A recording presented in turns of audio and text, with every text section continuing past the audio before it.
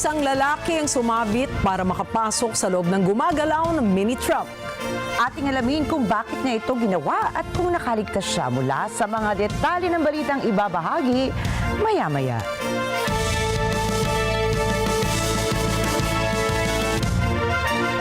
Magandang gabi, ako po si Rikki Mathay. Ako si Rikki Alagao Flores. Ito ang mata ng Agila International para naman sa mga headlines ngayong araw ng Miyerkules. Agila naghain ng disbarment case laban sa pagbabanta ni Vice President Sara Duterte. Ilang mga senador nakiusap kay Senator Amy Marcos na pag-ayusin sina PBBM at VP Sara Duterte. Israel inaprubahan ang inihaing ceasefire deal ng Hezbollah sa Lebanon. Benjamin Netanyahu umapela kay Macron na pigilan ang arrest warrant ng ICC.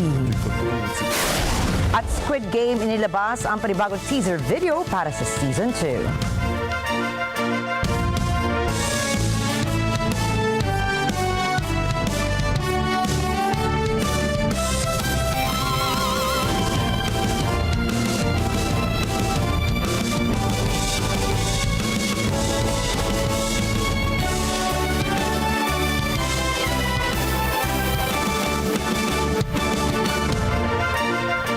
Naghain ng disbarment case si Presidential Advisor on Poverty Alleviation Larry Gadon sa Korte Suprema laban kay Vice President Sara Duterte dahil sa kill remark nito kina Pangulong Ferdinand Marcos Jr., First Lady Liza Araneta Marcos at House Speaker Martin Romualdez. Higit pa rito ay hinimok din ni Gadon si VP Sara na magbitiw na sa kanyang tungkulin.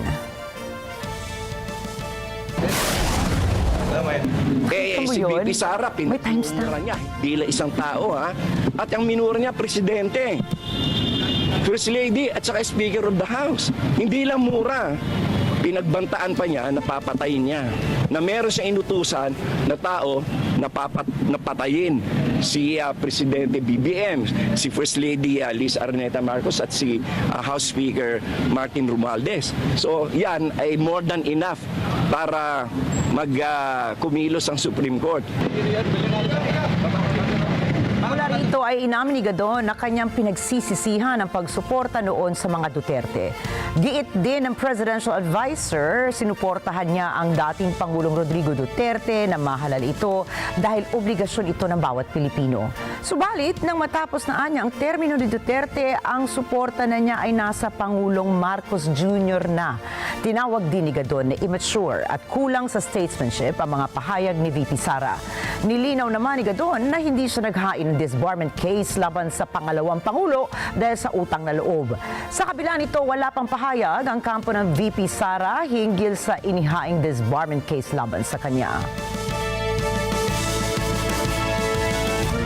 Nakiusap ang ilang senador kay Senator Amy Marcos na pumagitna na at pagbetiin sila Pangulong Ferdinand Marcos Jr. at Vice President Sara Duterte. Naniniwala si Senator Bongo na malaki ang papel na magagampanan ni Senator Amy Marcos para ayusin ang gusot sa pagitan ni Marcos Jr. at Duterte. Lalo na at si Senator Amy ang nagsilbing tulay para sa unity team noong 2022 elections. Sinang-ayunan naman ni Senator Jinggoy Estrada ang pahayag ni Senator Bongo. Anya, magkaibigan sina Senator Amy at Vice President Sara at kapatid naman ng senador si Pangulong Marcos. Bukod rito ay tinuturing ni Senator Amy na kapatid din si Vice President Sara. Gate ni Estrada, sana ay tumulong na si Senator Amy na magbati ang dalawang opisyal para sa kabutihan ng bawat Pilipino. Pirmado na ng Pilipinas at ng United Arab Emirates ang isang Memorandum of Understanding na magpapalawig ng kanilang cultural relations. Nilagdaan ang kasunduan sa working visit ni Pangulong Ferdinand Marcos Jr. sa Gulf State. Sinaksihan naman ni First Lady Liza Araneta Marcos ang signing ng Philippines-UAE Memorandum of Understanding on Culture na layong magtatag ng partnership sa pagitan ng National Commission for Culture and the Arts ng Pilipinas at ng Ministry of Culture ng Middle Eastern country. Nakipag-usap si First Lady Marcos kay His Excellency Sheikh Salem bin Khalid Al Kasimi, ang Minister ng Culture ng Gulf State upang talakayin ang ukol sa preserbasyon ng cultural heritage at pagsuporta sa sining ng isang bansa.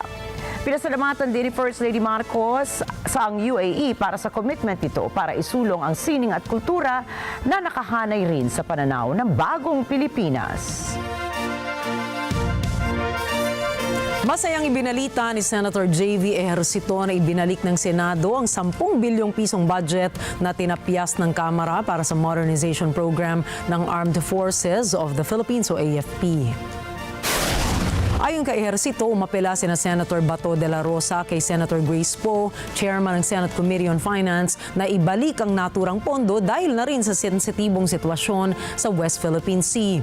Giit ni Ejercito at de la Rosa, kailangang suportahan ng Senado ang modernization program ng AFP dahil isa itong investment para sa seguridad at kinabukasan ng Pilipinas. Matatandaan ay pinaliwanag ni De La Rosa na 7 proyekto ng AFP modernization ang maaapektuhan kung sakaling mawala ang 10 bilyong pisong pondo na hinihiling ng ahensya.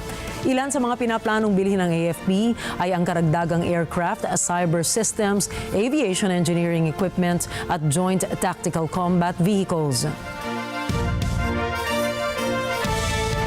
May pag-asa pa ring hindi mapako sa 733 million pesos ang budget ng Office of the Vice President o OVP para sa susunod na taon. Ito ay dahil posibleng magtuos ang mga kaalyado ni Vice President Sara Duterte at ang mga tutol sa pondo ng OVP sa Bicameral Conference Committee. Nais ni Senator Bongo na ibalik sa OVP budget ang 1.3 billion pesos na pondong tinapyas ng Kamara. Nanindigan ng opisyal na kailangang ibalik ang pondong ito para siguradong may magagamit ang OVP para sa social services program nito. Katulong rin po siya at makapagbigay ng serbisyo through social services. Yun na po sinabi ko nung sponsorship at yan lang po ang aking stand. Sana po ma-restore yung... Meron lang po ng discussion but sabi ko social services. Yung pantulong sa mga kababayan nating mahirap. Ako, ang gusto ko po mangyari, magtulungan po tayo na makatulong at makapagserbisyo sa ating mga kababayang Pilipino. Ayon naman kay Senator Grace Poe, kahit hindi ibalik ang 1.3 billion pesos na tinanggal ng Kamara, ay magagawa pa rin ng OVP ang mga social services nito. Anya, may 600 million pesos na nakalaang budget sa OVP para tumakbo ang social economic projects nito. Sinigurado natin na yung mga socio-economic programs ng OVP ay nandun pa rin. In short, sa aming nakikita, capacitated pa rin ng OVP kasi dun sa kabuuan nilang budget, 600 million doon, pwede nilang gamitin for social programs. Nagkaroon ng pagkakataon naman dito sa pagdinig nung committee hearing na bigyan ng justification kung gusto nilang itaas yung budget. Wala namang formal request from the OVP na taasan ng budget. At alam naman natin dito sa mga committee hearings, pagtataasan ng budget, kailangan meron manggagaling din sa kanila na breakdown na at justification bakit tataasan. Niliwanag din ni Senator Poe na kaya pinananatili ng Senado sa 733 million pesos ang OVP budget ay dahil wala namang hinihinging dagdag na pondo ang tanggapan ng Vice Presidente. Hindi rin anya nagpasa ang OVP na listahan ng mga priority projects nito. Subalit, sinabi ni Senator Poe na bukas pa rin sila na mabago ang pondo ng OVP sa Bicameral Conference Committee. Kailangan anya na magbigay ng formal request ang tanggapan ni Vice President Sara upang justify ang pagtaas ng budget nito sa Bicameral Conference Committee. Malay natin, pagdating sa BICAM, meron na silang formal request and written letter na nagsasabing gusto nila kasi kailangan talaga nila itong mga programang ito. Subalit sinigurado natin na meron silang kakayanan na gawin pa rin ang kanilang mandato. Nakakumpiska ang Police Regional Office sa Central Luzon ng mahigit 74 na milyong halaga ng ilegal na droga sa halos 1,000 anti-drug operations sa rehiyon. Mahigit 1,300 mga sospek ang naaresto mula Oktubre 1 hanggang Nobyembre 25 ngayong taon. Sa mga operasyon, halos 5 kilo ng shabu, mahigit 10 kilo ng marijuana at 2 kilo ng kush ang nakumpiska. Samantala, inaresto ng National Capital Region Police Office ang 69 na individual sa loob lamang ng 24 oras mula Martes hanggang Miyerkules ngayong linggo sa 40 operasyon na kontra-droga. Nakumpiska rin ng mga pulis ang halos 400 gramo ng shabu, 18 gramo ng marijuana at 9 na milliliters ng marijuana oil na may halagang halos 3 milyong piso.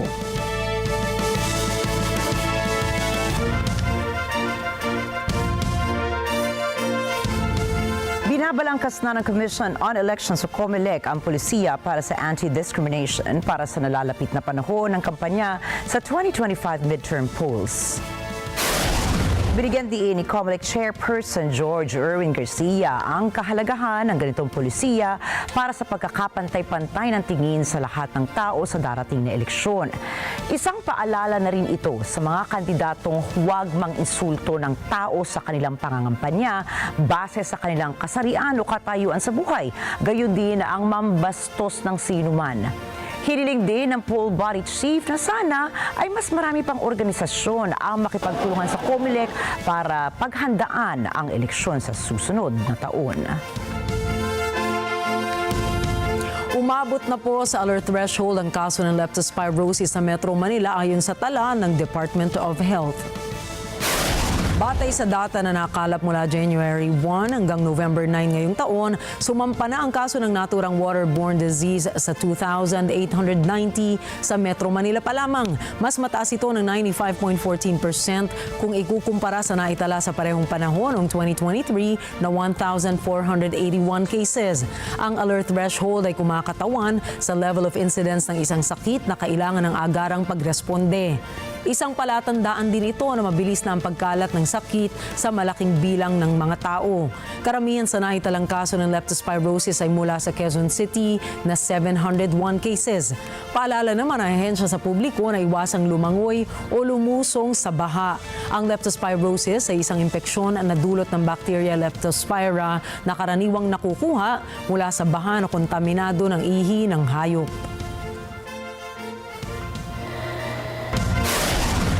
Susunod, China maglulunsad muli na military drill sa Taiwan? British diplomat sinibak ng Russia dahil sa pag-espiya. At Israel, inaprubahan na ang ceasefire deal sa Lebanon.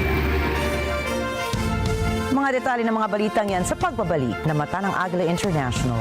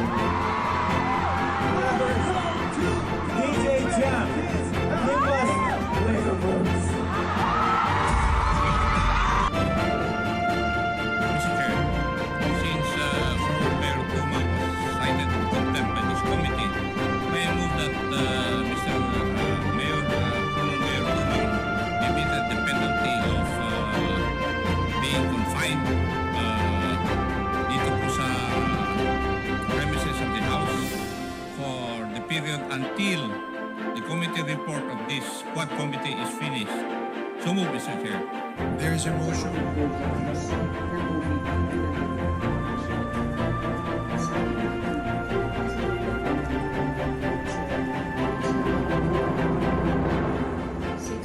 Sobra. Paano niyo nasabi? Ha? Paano niyo nasabi? Siguro naman, nakikita naman yung mga kababayan natin, lahat ng mga dangers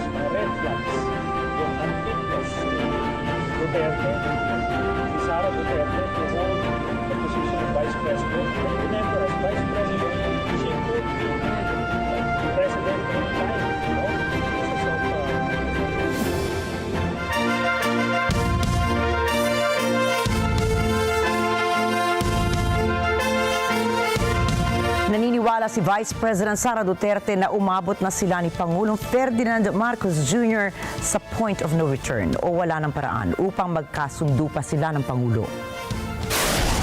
Paliwanag po ni VP Sara, hindi pinapansin ng gobyerno ang active death threats laban sa kanya dahil malinaw na gusto siyang alisin sa pwesto bilang Vice President para si House Speaker Martin Romualdez ang umupo bilang Vice Presidente.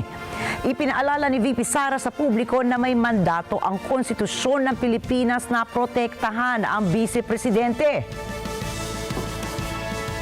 That we reached the point of no return. I really believe that we have reached the point of no return. And it is clear, ma'am, na parang they are really going after me. At gusto talaga nila akong tanggalin sa posisyon. And totoo talaga yung mga sinasabi ko na threats sa akin. Bago pa man nangyari yung kaguluhan sa House of Representatives noong nakaraang Friday, documented lahat ng threats sa akin, sa Office of the Vice President personnel, and even sa aking family. So, gusto kasi mag-Vice President ni Martin Romualdez. At hindi niya alam, ayaw ng mga congressman at ng mga senador na mag-Vice President si Martin Romualdez. At hindi niya alam na ayaw ng taong bayan mag-President si Martin Romualdez. Unfortunately, hindi maintindihan yon ni Martin. Our Constitution provides for the line of succession. The Vice President is the first in line. So, ibig sabihin, the state is required, is mandated by the Constitution and by laws to protect the Vice President. Kasi pag nawala ang Presidente, siya yung susunod. Kaya pinoprotektahan din siya. Kasi siya yung reserve. Kasi pag hindi mo pinoprotektahan ng reserve mo, wala ka ng reserve. Ang gagawin niyan, pipili sila doon sa mga members ng Congress. O, pabalik na naman tayo kay Martin doon. So, baka nga ganun yung gusto nilang gawin, no? Hindi na sila masusunod sa Constitution para na... Samantala, pinagtawanan ni Vice President Sara ang mga kasong isinampa at inihahanda laban sa kanya. Kabilang na po rito ang grave threat at posibleng paglabag sa anti-terrorism law na sinasabi ng National Bureau of Investigation. Kaugnay na binitawan daw niyang kill remark laban kay Pangulong Marcos. Face value, hindi ko naman nakita kung ano yung mga allegations niya, no? Meron lang mga pinagpapasapasahan na cover noong complaints. On face value, it will not hold water. And then, ang pangalawa is yung grave assault.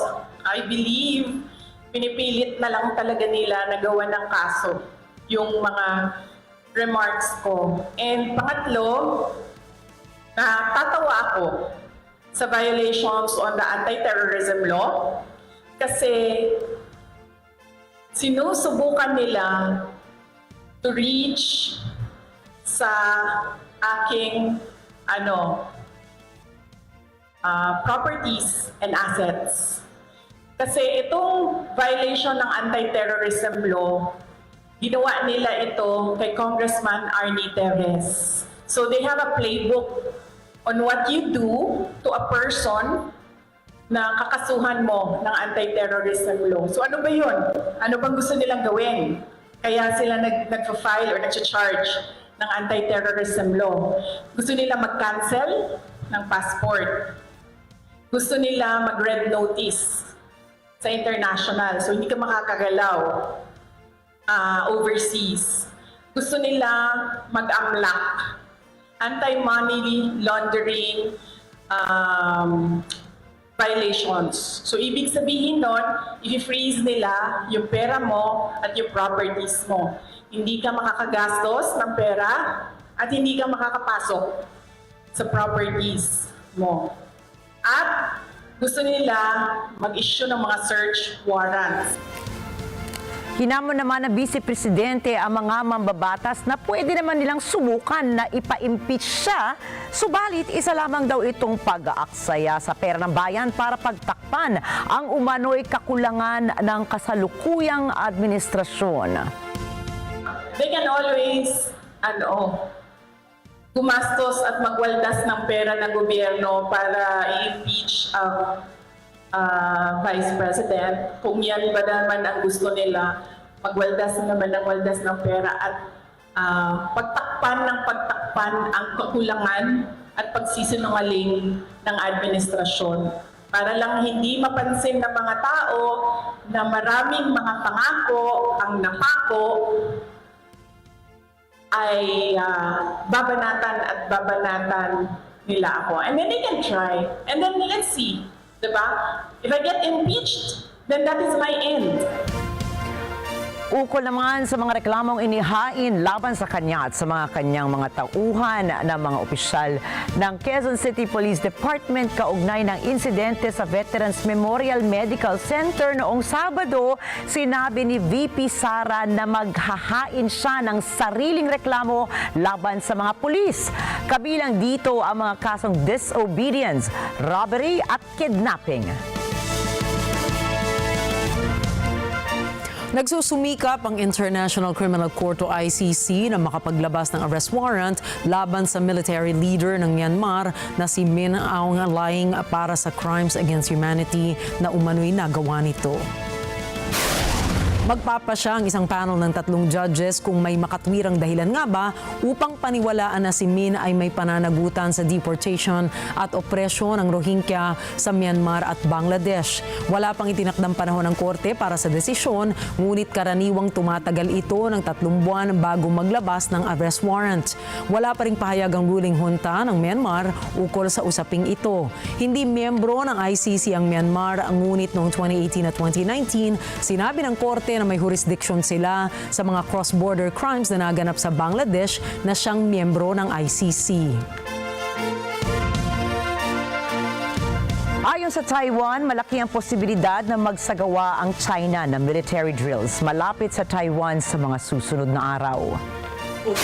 Ito po ay kaugnay ng nalalapit na biyahe ni Taiwanese President Lai Ching-te sa Pacific at ang nakatakdang pagdaan nito sa teritoryo ng Estados Unidos. Sisimula ni President Lai ang pagbisita sa 3 diplomatic allies ng Taipei sa Pacific sa Sabado na may mga planong paghinto sa Hawaii at US territory ng Guam. Hindi pa kinukumpirma ng opisina ni Lai ang mga detalye ng mga stopovers sa mga naturang estado, subalit inaasahang magkakaroon ng opisyal na announcement bago ang kanyang pag-alis. Wala pang pahayag ang China tungkol sa posibilidad ng military drills malapit sa Taiwan, maliban sa panawagan sa Estados Unidos na huwag payagan ang pagdaan ni Lai sa kanilang teritoryo. Nagbabala ang China sa Estados Unidos na ang pangakong pagpataw ng taripa sa Chinese products ay maaaring magdulot ng pagkawasak sa ekonomiya ng parehong bansa. Noong Lunes, binigyang diin ni US President-elect Donald Trump na itutuloy niya ang plano na pagpataw ng karagdagang 10% taripa bukod pa sa ibang mga umiiral na taripa sa mga produktong mula sa China. Anya, ito ay mananatili hanggang sa gumawa ng paraan na mapigilan ng Beijing ang trafficking ng chemical precursors na ginagamit sa paggawa ng fentanyl. Binatikos naman ng Chinese media si Trump na sinasabing hindi dapat gawing scapegoat ang China para sa drug crisis sa US. Dagdag pa nila na walang mananalo sa posibleng tariff war sa pagitan ng China at Estados Unidos. Kasalukuyang iniimbestigahan si Chinese Defense Minister Dong Jun bilang bahagi ng malawakang anti-corruption probe na umabot na sa matataas na ranggo ng Chinese Army.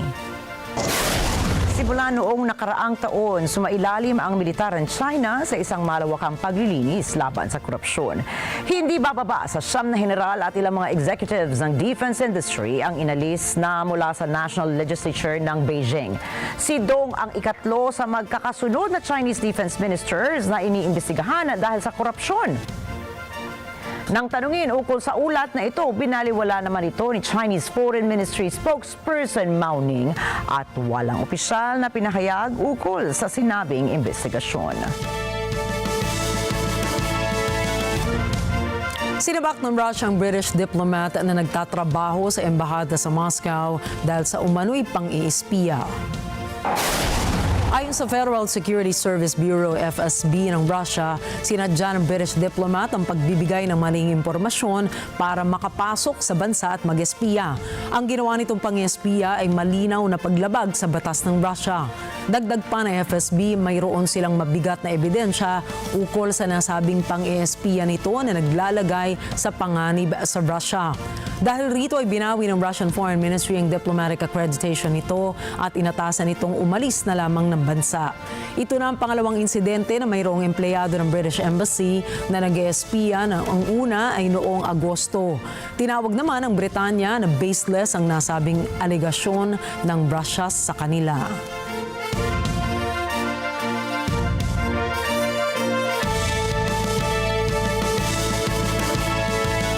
Inilatag ni Israeli Prime Minister Benjamin Netanyahu ang mga dahilan ng pag-aproba sa ceasefire deal sa Hezbollah sa Lebanon. הערב אביא לאישור הקבינט מתווה להפסקת אש בלבנון. משך הפסקת האש תלוי במה שיתרחש בלבנון. בהבנה מלאה עם ארצות הברית, אנחנו שומרים על חופש פעולה צבאי מלא. אם חיזבאללה יפר את ההסכם וינסה להתחמש, אנחנו נתקוף. Sa televised address ni Netanyahu nitong gabi ng Martes, kanilang oras mula sa Tel Aviv, inisa-isa niyang inilatag ang tatlong pangunahing dahilan ng ceasefire na magbebenepisyo anya ang Israel. Unay ang pag-focus ng Israeli forces sa Iranian front, ikalawa para palakasin ang kanilang puwersang militar at makalikom ng karagdagang pondo na magbibigay anya sa kanila ng advanced weaponry na magpapalakas naman sa kanila para makumpleto ang kanilang layunin. אז למה לעשות הפסקת אש עכשיו? יש 3 סיבות עיקריות. סיבה ראשונה, התמקדות באיום האיראני, ולא ארחיב על כך. סיבה שנייה, רענון כוחות וחידוש מלאים. ואני אומר לכם בגלוי, כי זה לא סוד. היו עיכובים גדולים בהספקת נשק וחימושים. והעיכוב הזה עומד להשתחרר בקרוב.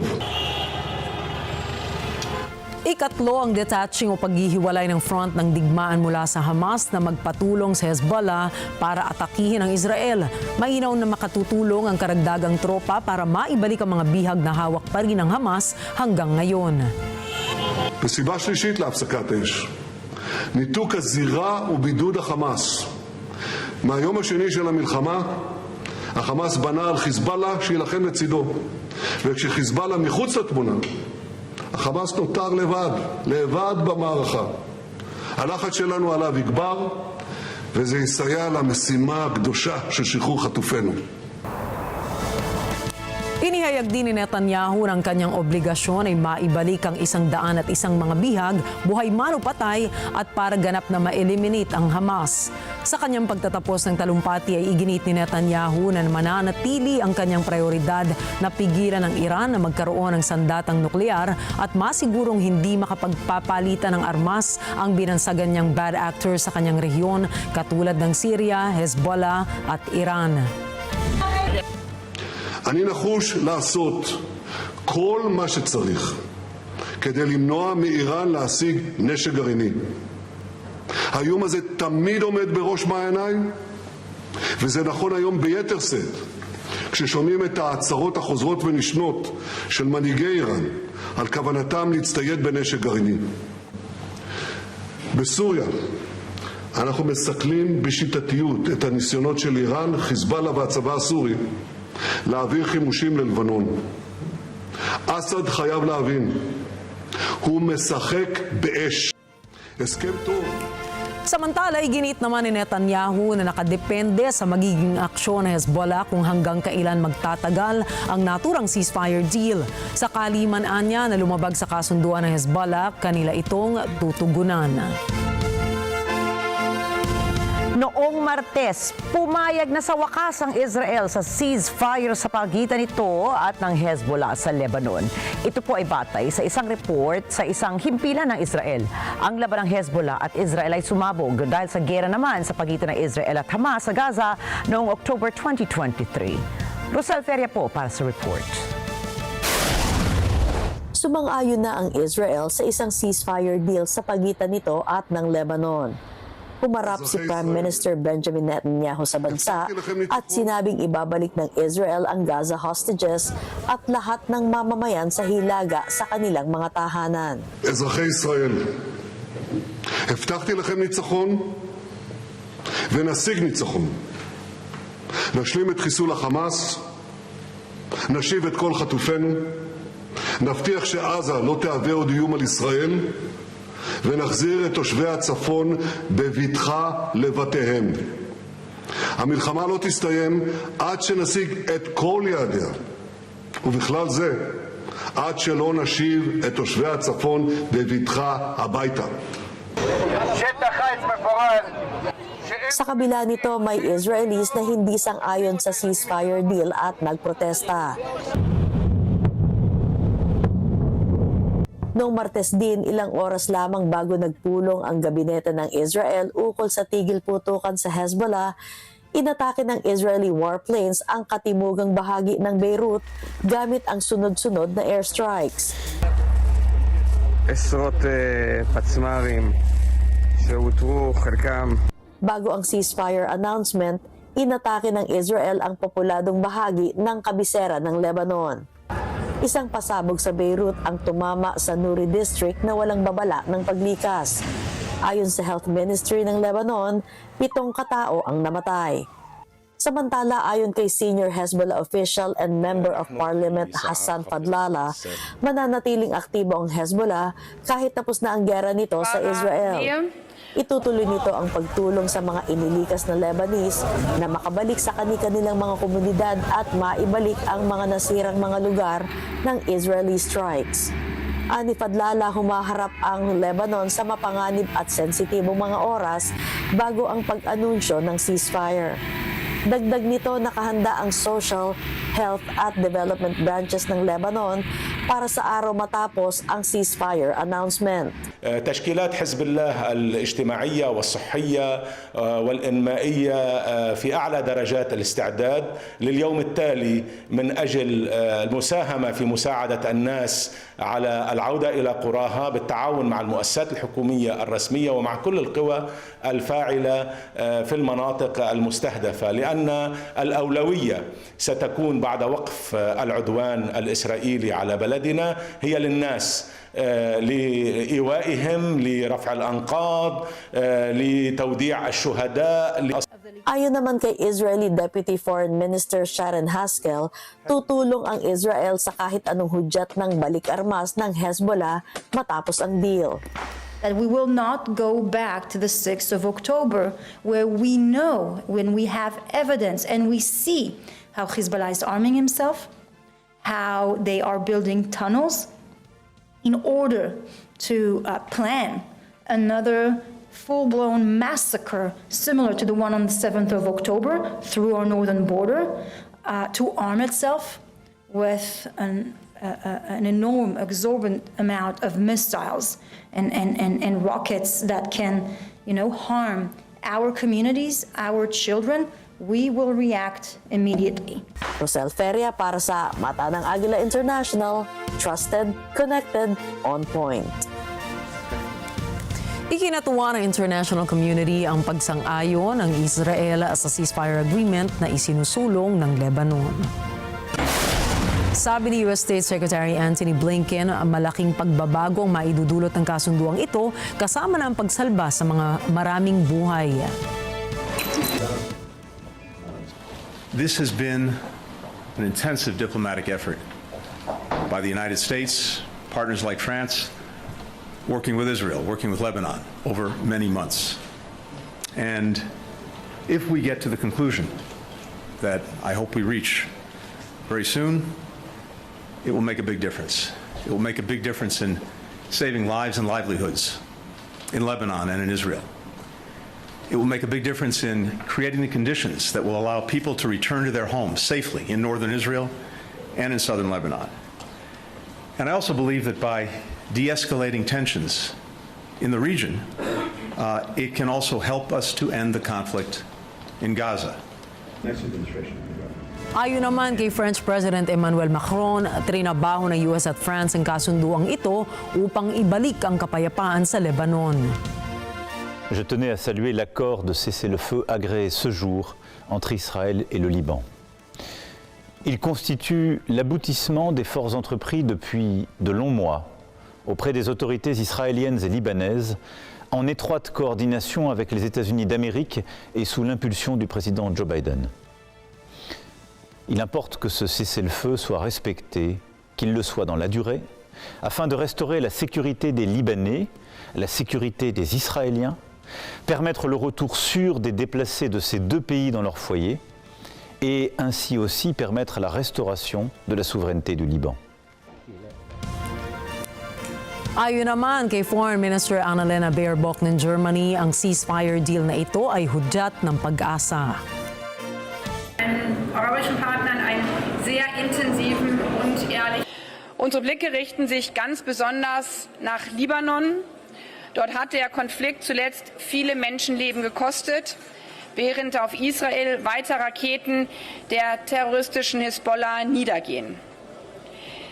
Dabei sind wir gerade in diesen Stunden an einem kritischen Moment, vielleicht an einem Moment, der doch wieder auch Hoffnung gibt.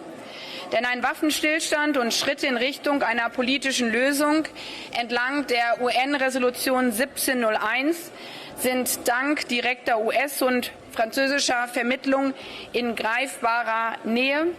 Und als freie Demokratie Ikinatuwa naman ni Australian Foreign Minister Penny Wong ang naging pasya ng Israel matapos ang patuloy nilang panawagan para sa katapusan ng digmaan sa pagitan ng Hezbollah, Israel at Gaza.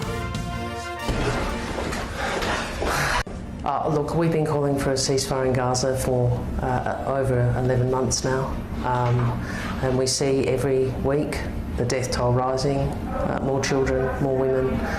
We again join with the overwhelming majority of the international community to urge a ceasefire in Gaza, but today we are very pleased to see that there is a ceasefire with Hezbollah and that the people of Lebanon and Israel can know some peace.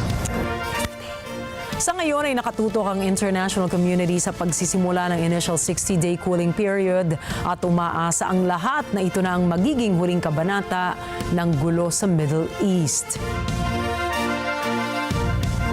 Umapela si Israeli Prime Minister Benjamin Netanyahu kay French President Emmanuel Macron na harangin ang arrest warrant na inilabas ng International Criminal Court o ICC laban sa kanya. Base sa report sa kanilang pag-uusap, tinalakay ng dalawang leaders ang naturang mga kaganapan noong nakalipas na linggo. Ang pag-uusap ng dalawa, nagpahayag umano ng kanyang pagkadismaya si Netanyahu at hiniling kay Macron na huwag ipatupad ang desisyon ng korte. Subalit, hindi naman nagbigay pa ng opisyal na pahayag si French President Macron kaugnay sa naturang usapin. Base sa impormasyong nakuha mula sa opisyal ng Elysee Palace ay sinabi ni Macron kay Netanyahu na ipaiiral ng France ang international law at inihayag na maaaring maggawad ng immunity ang korte sa mga pinuno ng state kapalit ng ilang kondisyon. Matatandaan nga na noong November 21, hinaina ng ICC si Netanyahu ng arrest warrant kasama ang kanyang dating defense minister na si Yoav Gallant para sa war crimes at crimes against humanity sa Gaza. Nagnanais ang Group of Seven o G7 na magkaisa ang posisyon nila ukol sa arrest warrant na inilabas ng International Criminal Court o ICC laban kay Israeli Prime Minister Benjamin Netanyahu. Ipinahayag ito ni Italian Foreign Minister Antonio Tajani matapos tutulan ng Estados Unidos na miyembro rin ng G7 ang desisyon ng ICC at itinawag itong outrageous. Binigyan diin ni Tajani na kasalukuyang nagtutulungan ng grupo upang makabuo ng isang united front sa usaping ito. Dagdag pa niya, inimbitahan niya ang Jordan, Saudi Arabia, Egypt, United Arab Emirates at Qatar na sumali sa meeting ng G7 sa Fiji upang talakayin ang arrest warrant. Susunod, Northern China binalot ng isang malakas na blizzard. Japanese rocket engine sumabog sa gitna ng ignition test. At Squid Game Season 2 naglabas na ng bagong teaser video. Detalye po ng mga balitang yan sa pagbabalik ng Mata ng Agila International.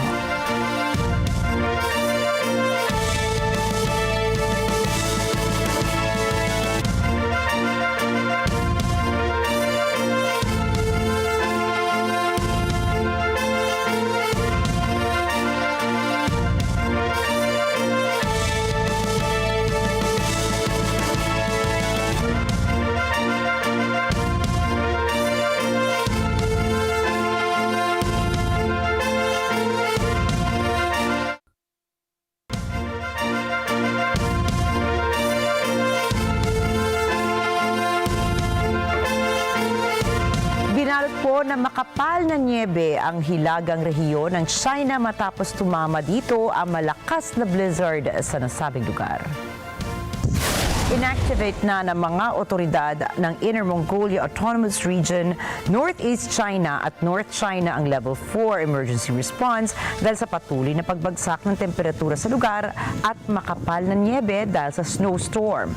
Ayon sa tala ng China Meteorological Administration, bumagsak ang temperatura sa lugar ng negative 16 degrees Celsius. Kaagad namang nag-deploy ng sanitation workers ang Jilin Province para sa clearing efforts ng niebe at yelo sa daan. Nakaantabay na rin ang transportation departments ng mga apektadong rehiyon para sa agkarang pagresponde sa mga posibleng road emergencies. Bumagsak malapit sa Vilnius Airport sa Lithuania ang isang cargo plane. Ayon sa lokal na ulat, nasawi ang isang crew ng eroplano habang nakaligtas naman ang 3 iba pang sakay nito kasama ang piloto. Inilikas naman ang 12 residente na malapit sa pinagbagsakan ng aircraft. Sinabi ng tagapagsalita ng National Crisis Management Center na iniimbestigahan na ng mga pulis ang prosecutor ang insidente. Pero itinaas naman ng mga top officials ng Germany ang posibilidad na ang plane crash ay resulta ng sabotage o kaya'y hybrid warfare. Mahigit sa 30 mga balyena ang nailikas sa New Zealand. Ito po ay matapos silang ma-stranded sa Ruakaka Beach. Ayon sa Department of Conservation o DOC, ay karamihan sa mga balyena ang sumubok na lumangoy pabalik sa ilalim ng dagat. Dagdag pa nila ay hindi na maganda ang lagay ng mga ito kung saan 4 sa mga ito ang natagpo ang patay. Kaagad namang nagsagawa ng rescue operations na pinangunahan ng mga tao mula sa grupo ng Maori. Kasunod nito ay matagumpay nilang nailikas sa mga balyena, subalit palaisipan para sa mga otoridad ang dahilan sa pagka-stranded ng mga ito. Samantala, karaniwan ng problema sa New Zealand ang mga balyena at dolphins na nasa stranded kung saan 85 kaso na ang naitatala kada taon. Imbis na maghanda sa kanyang kasal ay hinabol ng isang groom sa India ang sinasabing magnanakaw ng kanyang money garland kung saan ay mismo siya ang sumugod sa sasakyan para hulihin ito. Kita sa video ang lalaking nakasabit sa pintuan ng mini truck habang pinipilit nitong pumasok sa loob ng sasakyan. Matagumpay naman na napigilan ng groom ang sasakyan ng hinihinalang magnanakaw. Ayon kay groom, gawa sa maraming piraso ng 50 Indian rupees, banknotes ang garland. Naghain naman ang reklamo ang may-ari ng mini truck sa pulisya dahil sa sinapit ng driver nito. Paliwanag ng may-ari, inosente ang driver nito at gawa-gawaan niya ang kwento ukol sa ninakaw naman ni Garland. Sa huli, kapwa pinatawag ang dalawang panig sa estasyon ng pulis para magkausap pero hindi na inilabas ng pulisya ang resulta ng kanilang pag-uusap. Naging viral ang video na ito sa social media dahil sa ipinakitang katapangan ng groom, subalit umani rin ito ng negatibong komento na nagsasabi na posible siyang masaktan sa desperadong paghabol ng groom sa magnanakaw.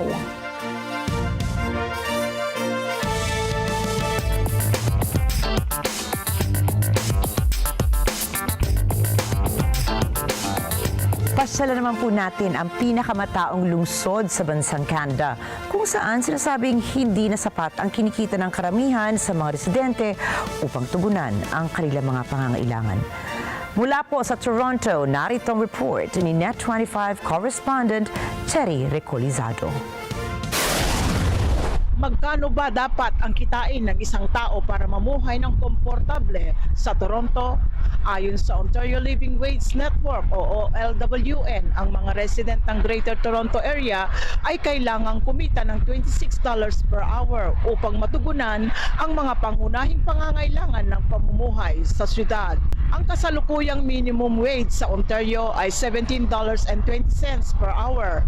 Kulang ng halos $8 upang maabot ang tinatawag na living wage.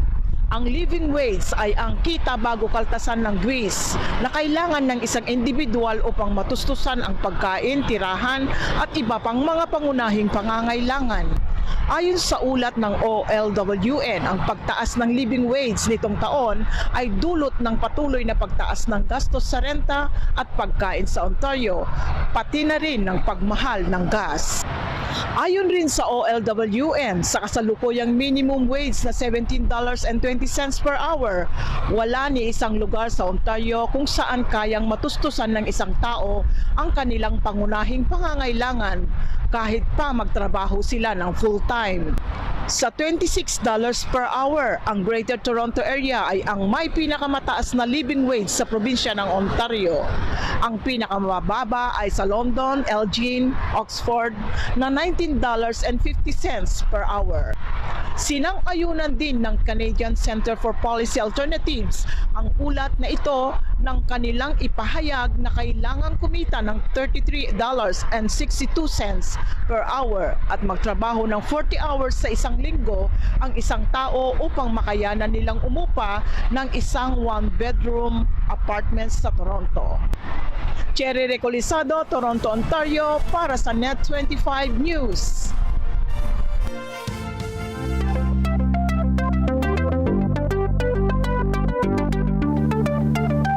Pumirma ngayon ang Denmark sa isang kasunduang may kaugnayan sa responsableng space exploration.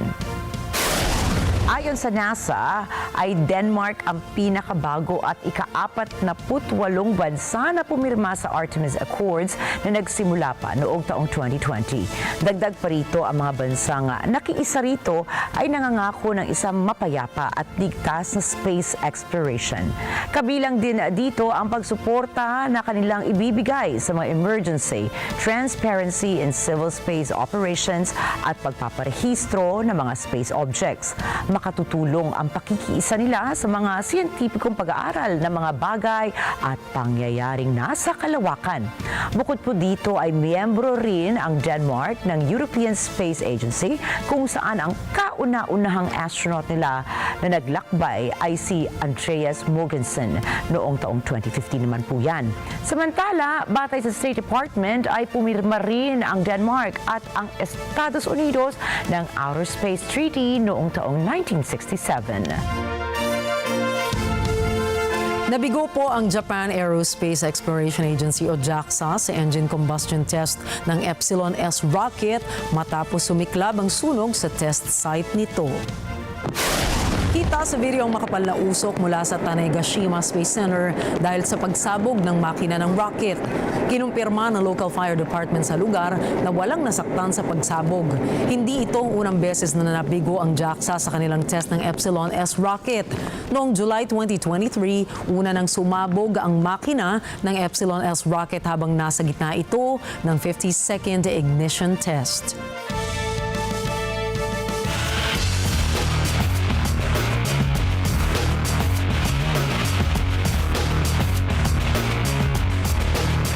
Lalo namang lumalawak ang alyansa ng Russia at ng North Korea. Bukod sa military alliance, ito ay naging aktibo na rin ang dalawang bansa sa kanilang sports exchange.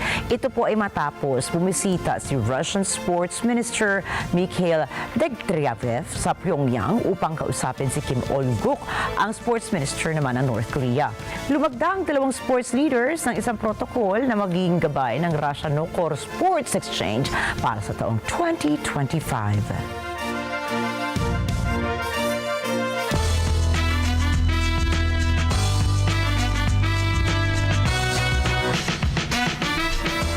Naku, ihanda nyo na inyong mga popcorn dahil humakot ngayon ang 270 milyong tickets sa worldwide sales ang pelikulang Gladiator 2 at Wicked. Mula sa magkasamang kita ng dalawang pelikula ay sila na ngayon ang nangunguna at pinaka-pinag-uusapang palabas ngayong taon. Pinangungunahan ng direktor na si Ridley Scott ang Gladiator 2 na mula naman sa sequel na nanalo ng 2000 Best Picture.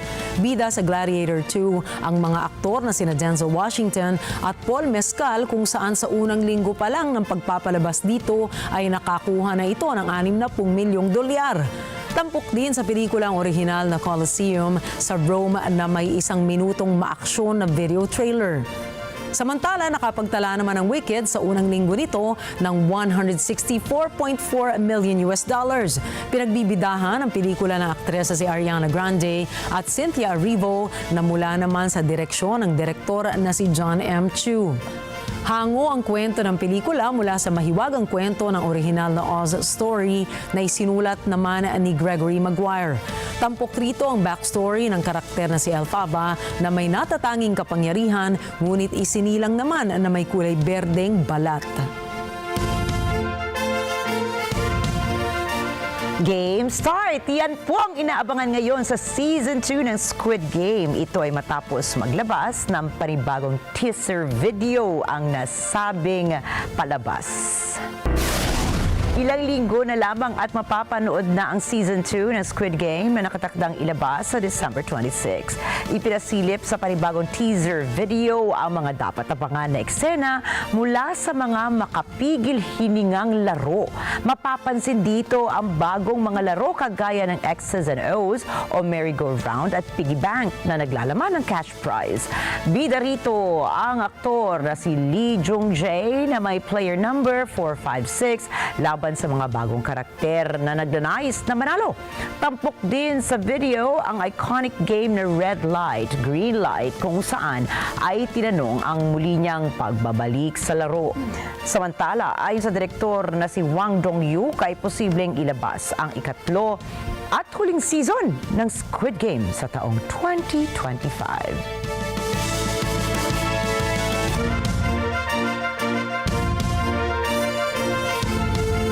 So, Rikki, napanood mo ba yung first na season na lumabas? Ang ganda, napanood mo rin ba? Actually, medyo nung umpisa, sabi ko, ang disturbing nito. Pero parang sa totoo lang, meron siyang parallelism sa mga nangyayari sa buhay natin ngayon na pag nagiging desperado ka, may pitang pangailangan mo, kapit ka sa patalim. Doon mo makikita yung... Ayun ang kagalingan din ng mga K-drama. Kaya marami silang fans dito. Totoo yan. Pati K-pop, di ba? Kaya laging punong-puno ang Philippine Arena. Pag may mga K-pop artists, kasi talagang meron silang mas malalim na pakahulugan. Tama. But sometimes, more often than not, they present it in a very funny or sabi mo nga parang dark no way. Pero meron silang parallelism sa totoong buhay. Kaya siguro ang deep din nila mag-isip. Totoo yan. Kaya naman dami talagang fans at dalawa na tayo doon. So aabangan mo ba yung Squid Game 2? Oo naman. Ibibinge ko na naman yan. Medyo ganun ako. So hindi ko alam kung hintayin kung maging ready na lahat. Tapos ibibinge watch namin kasi yan. parang ang hirap pag-abangan nakakabitin. Lalo na kung halimbawa 1 week apart or like a few days in between, ang hirap. Gusto ko lang antayin. Di bale, hindi naman sila mabibitin sa atin, Nina, dahil bukas, narito po ulit kami ni Nina mula Lunes hanggang Biyernes para maghatid ng balita sa amang dako ng mundo. Muli, ako po si Rikki Mathay. Ako si Nina Rikki Alagao Flores. Ito po ang Mata ng Agila International. At para naman sa iba pang mga balitang nangyari rin sa iba't ibang panig ng mundo, punta naman po tayo kay Alma Angeles para sa Mata ng Agila World News. Take it away, Alma.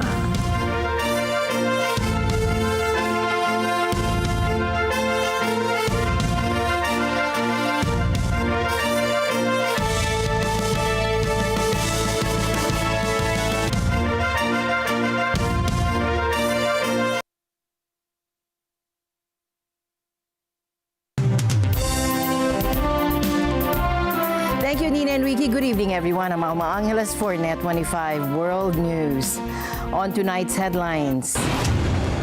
The International Criminal Court's prosecutor announces plans to seek an arrest warrant for Myanmar's military leader Min Aung Hlaing, accusing him of crimes against humanity for the alleged persecution of the Rohingya. That there are reasonable grounds to believe that Senior General and Acting President Min Aung Hlaing, Commander-in-Chief of the Myanmar Defense Services, bears criminal responsibility for the crimes against humanity of deportation and persecution of the Rohingya. Also, a ceasefire between Israel and Hezbollah took effect early this morning after U.S. President Joe Biden confirmed an agreement brokered by the U.S. and France. And President-elect Donald Trump is already making waves with his trade policy.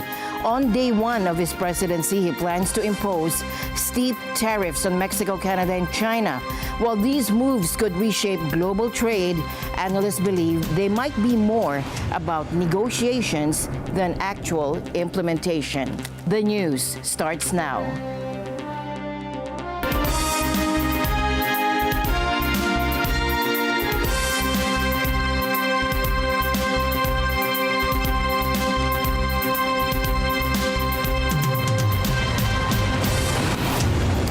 Both sides in the Israeli-Hezbollah conflict have put down their arms. The ceasefire brokered by the U.S. and France went into effect at 4 o'clock this morning local time. That's 10 o'clock this morning Philippine time. Now, over the next 60 days, Israel will withdraw its troops from southern Lebanon. The Lebanese army will take control of that territory to ensure Hezbollah does not rebuild its infrastructure there. Mathay likeness for more. In the hours leading up to the truce, hostilities continued. Israel dramatically ramped up its airstrikes on Beirut and other parts of Lebanon. Hezbollah responded by firing rockets into Israel. The skies are quiet now. But Israeli Prime Minister Benjamin Netanyahu says they'll respond forcefully to any violations of the agreement. Netanyahu adds Israel has set Hezbollah back decades by eliminating its top leaders and destroying most of its rockets and missiles. U.S. President Joe Biden, who along with his French counterpart Emmanuel Macron, brokered the deal. And he says they won't be sitting on the sidelines now that the ceasefire has been reached. Instead, we along with France and others will provide the necessary assistance to make sure this deal is implemented fully and effectively. Biden adds it's now time to end the conflict between Israel and Hamas in Gaza. He says Gazans deserve a future of security and prosperity. Biden calls for an end to the fighting and displacement. People of Gaza have been through hell. Their world's absolutely shattered. Far too many civilians in Gaza have suffered, far too much. And Hamas has refused for months and months to negotiate a good faith ceasefire and a hostage deal. Biden says in the coming days, the United States will make another push with Turkey, Egypt, Qatar, Israel, and others to achieve a ceasefire in Gaza. He says Hamas is at a crossroads. Hamas has a choice to make.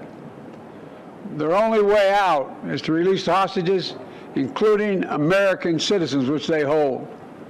In the process, bring an end to the fighting, which would make possible a surge of humanitarian relief.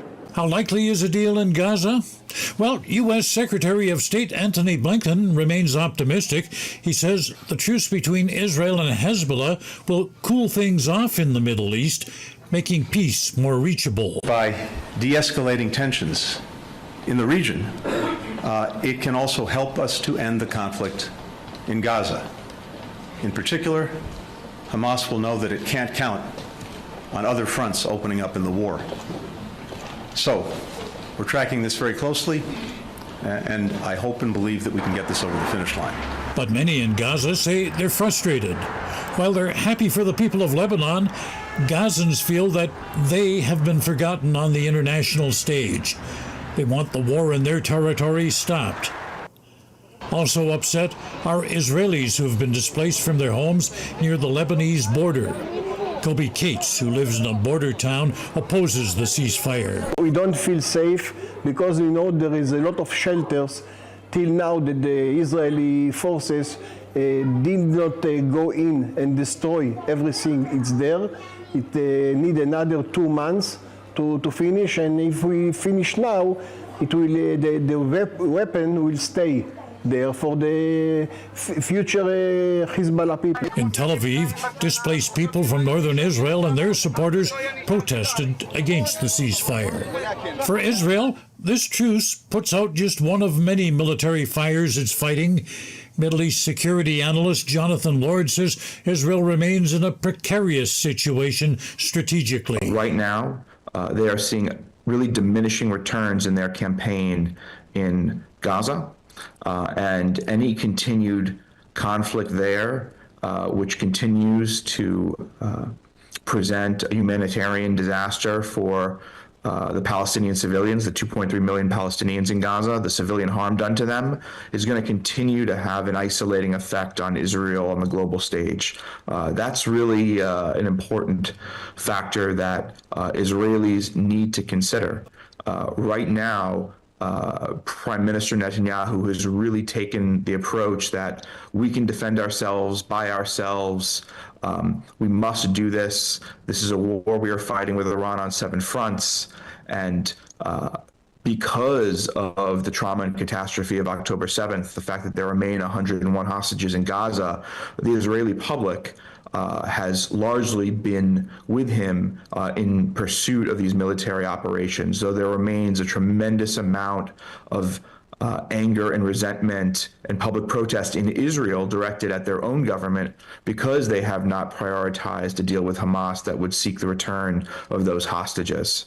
So the Israelis right now remain very inwardly focused, but there is no question that those among them who have been looking at the international scene really see a changed environment in terms of their role and their welcomeness in international institutions. It's going to take a tremendous amount of time and effort to repair those wounds. Most of the Western world is applauding the ceasefire, but at the same time, they're urging an end to the fighting in Gaza and the pursuit of a lasting peace in the region, something that until now remains elusive. Thomas I. Likeness, Net 25 World News. President-elect Donald Trump isn't wasting any time rolling out his trade policy. On day 1 of his presidency, he's ready to hit the ground running, targeting Mexico, Canada, and China with steep tariffs that could reshape global trade dynamics. Take a look. Trump plans to impose a 25% tariff on all goods from Mexico and Canada, while Chinese imports could face an additional 10% tariff on top of existing duties. And these measures, he says, are designed to address issues like illegal immigration and trade imbalances. But will there be a pushback? Beijing is treading cautiously for now. Of course, the U.S. policy on trade with China, with other countries as well, will have impact. And that is really an important element that we have to consider. I think the first thing most for us to do perhaps is to continue the good relation and momentum between our two countries and see what we can do together to promote for global trade instead of compromising our respective national interest and our common interest. Thank you. Despite this diplomatic tone, experts believe China is bracing for tougher negotiations. The impact is already rippling through North America. Mexican President Claudia Sheinbaum warned that such tariffs could trigger inflation and job losses in her country and hinted at potential retaliation.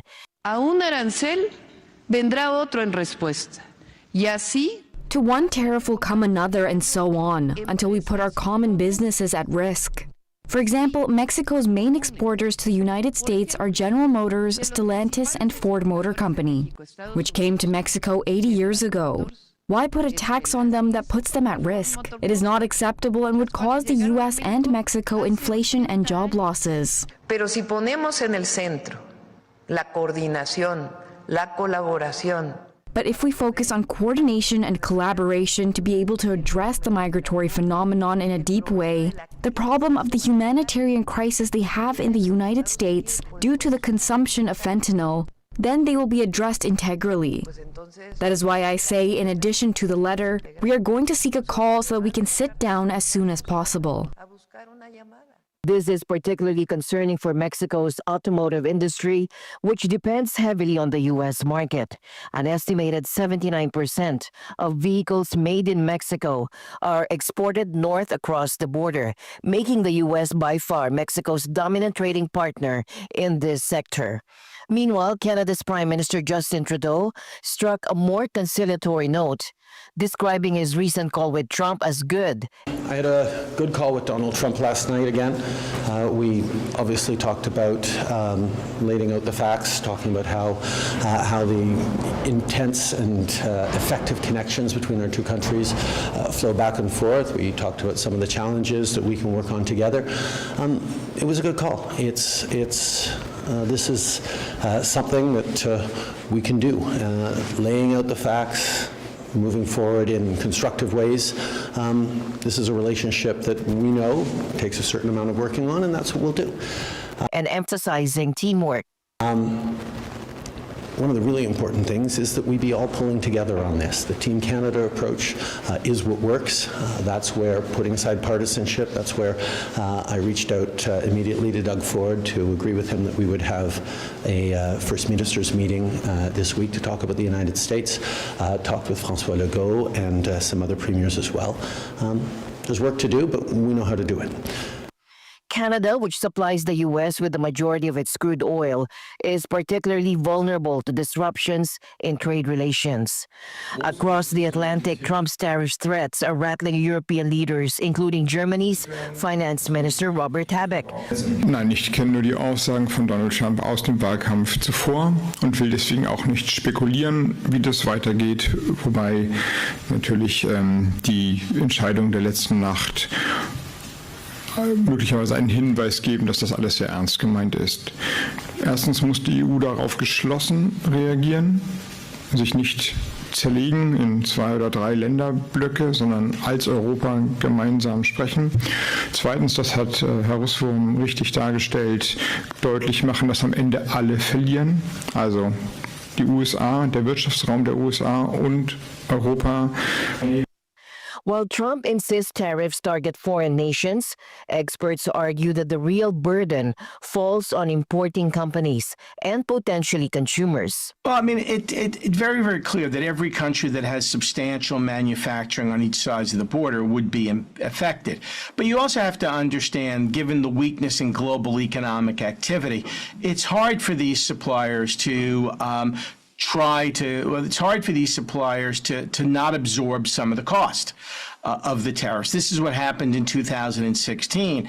And if you remember, in 2016, the global economy was stronger than it is today, and yet the imposition of tariffs did not have the inflation consequences that people had implied. And we also don't know whether or not these tariffs will be applied to everything, or whether these tariffs will be applied to goods that are just reassembled or assembled in Mexico and come back along the border, or in Canada. It remains to be seen what the devil is in the details.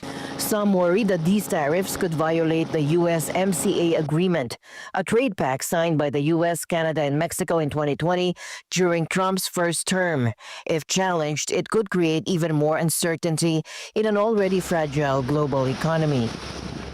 Trump's aggressive trade agenda is already sparking tensions at home and abroad, with industry's allies and trading partners on edge.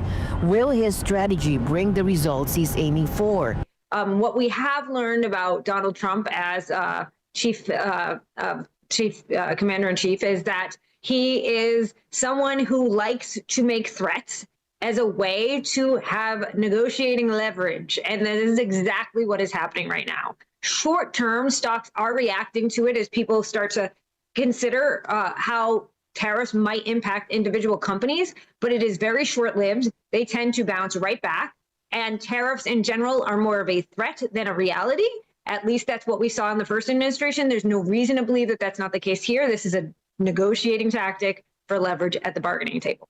When I look at the outlook with regard to tariffs and the imposition of tariffs, clearly there is a negotiation going on before this administration even takes its reins at the controls in order to try to morph conditions in the direction they would like to see it go.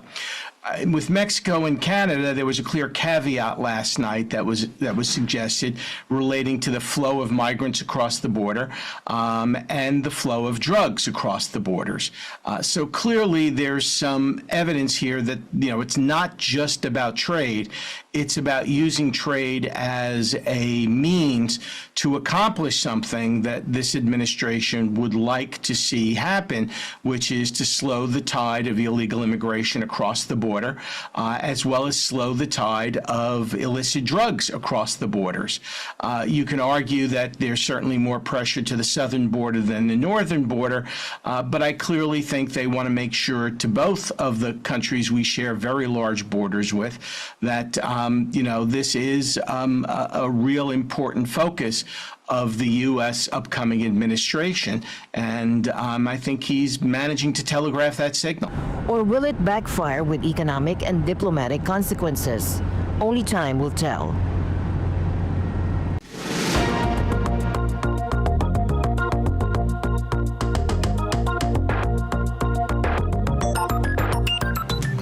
The prosecutor of the International Criminal Court said he would seek an arrest warrant for Myanmar's military leader Min Aung Hlaing for crimes against humanity for the alleged persecution of the Rohingya, a mainly Muslim minority. More than 730,000 Rohingya Muslims have fled to Bangladesh during the campaign, which UN investigators said was carried out with genocidal intent. That there are reasonable grounds to believe that Senior General and Acting President Min Aung Hlaing, Commander-in-Chief of the Myanmar Defense Services, bears criminal responsibility for the crimes against humanity of deportation and persecution of the Rohingya committed in Myanmar and in part of Bangladesh between the 25th of August 2017 and the 31st of December 2017 by members of the Armed Forces of Myanmar, the Tatmadaw, supported by the police, border guard police, as well as non-Rohingya civilians. This is the first application for an arrest warrant against a high-level Myanmar government official that my office is filing. More will follow. Buddhist majority Myanmar denies accusations of genocide and has always maintained it doesn't target civilians, saying it carried out military operations against terrorists. Myanmar is not a member of the treaty-based ICC, but in 2018 and 2019, rulings judges said the court had jurisdiction over alleged cross-border crimes that partially took place in neighboring ICC member Bangladesh and said prosecutors could open a formal investigation. Indonesia has agreed to repatriate the remaining 5 members of the Bali 9, a group of Australian drug smugglers, to Australia. The prisoners currently serving life sentences will be returned as part of a broader prisoner exchange agreement. Law Minister Suprapman Andi Agtas confirmed that Indonesia will also seek the return of Indonesian nationals imprisoned in Australia. Di pemerintah Australia kita minta saya minta waktu bertemu kita minta juga warga negara kita yang saya lagi mintakan ini beberapa di antaranya, tapi saya belum tahu ini lagi minta ditugaskan kepada Dirjen Nahu untuk mengecek warga negara kita yang ada di sana. Australian Prime Minister Anthony Albanese brought up the issue during a meeting with Indonesian President Prabowo Subianto at the APEC Summit in Peru. Assistant Treasurer Stephen Jones revealed the discussion in a press briefing. In another case, Indonesia recently decided to allow Mary Jane Veloso, a Filipino on death row for drug trafficking, to serve the remainder of her sentence in her home country. Veloso was granted a last-minute stay of execution in 2015 after Filipino authorities sought her testimony against a trafficking syndicate. Minister Supratman explained that the decisions are driven by humanitarian grounds and diplomatic ties. He added that while Jakarta has no formal procedures for international prisoner transfers, the government plans to act quickly, emphasizing respect for Indonesia's judicial process. The Bali Nine, arrested in 2005 for attempting to smuggle heroin out of Bali, have had a fraught history. Two of the group's ringleaders, Andrew Chan and Muran Sukumaran, were executed in 2015, sparking a diplomatic standoff between Indonesia and Australia. While one member was released in 2018 and another passed away from cancer the same year, the remaining 5 now await their return to Australian soil. The execution of the two groups' ringleaders caused a diplomatic rupture between Australia and Indonesia. Australia recalled its ambassador in protest. China warned Taiwan today against seeking independence with the help of outside forces in response to President Lai Ching-te's upcoming trip to the Pacific and a scheduled U.S. transit. Lai will start a visit to Taipei's 3 diplomatic allies in the Pacific on Saturday, and sources told Reuters he was planning stops in Hawaii and possibly the U.S. territory of Guam in a sensitive trip coming shortly after the U.S. election. 当局领导人所谓过境，本质上是以外谋独。任何企图制造一中一台、两个中国等违反一个中国原则的挑衅行径，都必将遭到全体中国人民的反对。我们敦促美方恪守一个中国原则和中美3个联合公报规定，停止向台独势力发出任何错误信号。 China, which views democratically governed Taiwan as its own territory and the most important issue in its relations with Washington, has a strong dislike of Lai, whom Beijing calls a separatist. According to assessments by Taiwan and the regional security officials, Beijing is likely to launch military drills near Taiwan around or after Lai's trip, which ends on December 6. And the news continues here on Net 25. We'll be right back. Dahil walang hinto ang balita. Financial straits. Mata ng Agila Weekend tuwing Sabado, alas 4 ng hapon. Ito ang Net 25. Matatag, matapag, matapak. Let's net together sa Net 25. Sa Net 25. The way we shop has undergone a big shift from shopping in brick-and-mortar shops to online shopping platforms. Ito ang mga tinatawag nating e-marketplaces. Pag-uusapan natin kung ano ang mga oportunidad, emerging trends. Like sa offline, di ba, you have to pay for the mall, your rent fee. Pero sa online, 0% commission, wala po kayong babayaran. Napakadali. Pwede po sa app at ang bilis lang pong mag-sign up. One of the good things about online shopping, the prices are quite competitive. Online business, an open for business with Cesar Vallejos. Sunday, 9 p.m. Sa Net 25.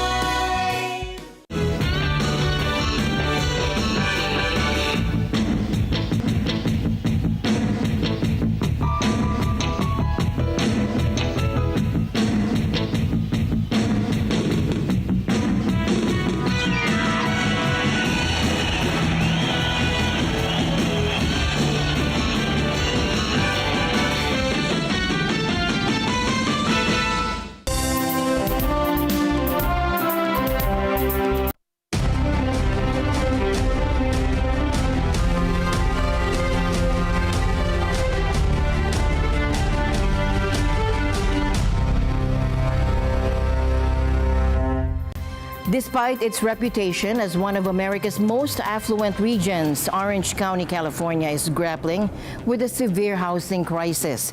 The sky-high cost of living has forced many residents to face financial hardship, making it difficult to find affordable housing. In the midst of this challenge, the Church of Christ continues to be a beacon of hope, extending a helping hand to those in need. Tony Mari Geminiano has this story.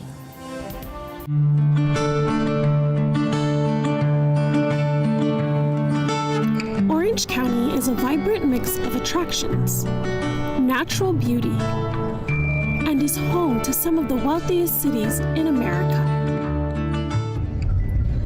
I do have a lot of friends out here in Orange County who have shared with me that the cost of living out here is pretty high. They have over the years have seen that homelessness has increased and is prevalent in Orange County as well. Cost of living in Orange County is well above the national average, and owning a home can feel out of reach for many. This is why, in contrast to the visible growth and prosperity of Orange County, homelessness continues to be a significant and ongoing challenge. Recent studies show that over 13% of the population of Orange County live in poverty. Right now, the Church of Christ, in partnership with the Felix Y. Manala Foundation, is extending help in various ways for those who struggle with homelessness. This includes the making of these care packages.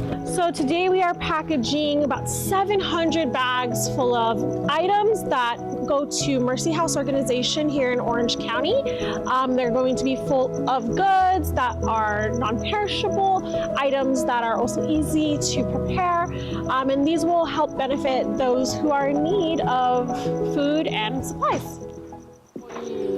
These packages are then loaded to cargo vans and prepared for delivery.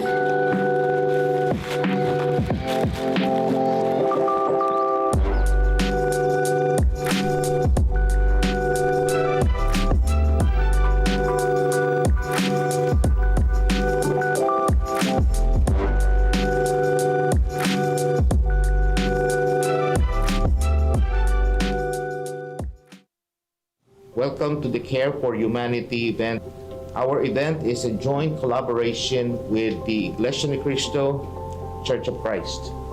On behalf of the Felix Y. Manalo Foundation, it is our hope that together we will be able to build a stronger community. We actually coordinated with one of the larger shelters called Mercy House Shelters. And they're actually global. They have a lot of different satellite locations. So we were able to coordinate with their Orange County regional office. 4 of these Mercy House shelters visited today included Huntington Beach Navigation Center, Costa Mesa Bridge Shelter, Bridges at Kramer Place, and Buena Park Navigation Center. Collectively, between those 4 shelters, they service roughly around 700 homeless or displaced individuals within the Orange County geographic area. Caroline and Mitch, staff at Mercy House Shelters, explain another difficulty the residents face. All of our shelters are equipped with navigators who are really great at finding housing opportunities. However, there are more homeless people than there are housing opportunities in the county. The most extraordinarily challenging thing is keeping at it, keeping the fight to getting your housing. With the aim to further assist Mercy House Shelters in finding housing opportunities for those in need, the FYM Foundation also provided monetary donations to each shelter visited today. We operate with a lot of contract funding with local governments, so city and county projects. However, those only go so far, so that keeps the lights on and that helps us to run the show here. But to provide that next level of dignified care and to do whatever it takes to get people connected to housing solutions, we rely on generous support from donors like FYM to make that happen. The Church of Christ recognizes that even here, in one of the wealthiest counties in America, there are still many struggling just to find a home. Through donations of the Care for Humanity project, members aim to help alleviate struggles of residents in need, as it is part of the continued effort of the Church of Christ to extend help and hope here in Orange County and around the world. From Anaheim, California, Tony Marie Geminiano. For the Mata ng Agila team, this is Alma Angeles, reminding you that kindness knows no boundaries. Thank you for keeping me company tonight. We'll see you back tomorrow. Good night.